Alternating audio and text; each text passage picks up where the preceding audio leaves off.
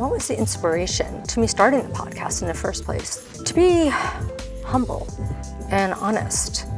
I found myself in a place in that fairy tale marriage. I was married to the most perfect man until one day, it took one diagnosis of him learning he had a terminal disease and 4 years of losing that man and losing that love. I definitely was lost and didn't know where to go.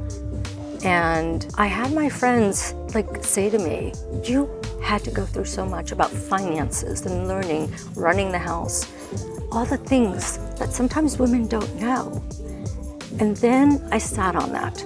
And 19 months later, I morphed, I grew my confidence. I started to love myself. And what I realized is, there are so many other women like me. Nobody talks about what a shit show it is. Nobody shares the stories of how hard it is to get naked and be vulnerable in front of a man, especially if you were married 17, 20 years, whatever it might be. It's not easy, and you're not alone in that. So the inspiration was really to help women on a platform access a place to listen or watch, connect to.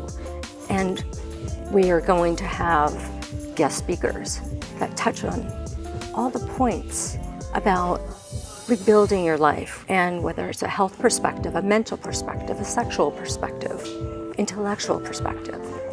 So for me, what inspired me to do this podcast was to be there to help other women and to embrace each other, lift each other up, and move forward.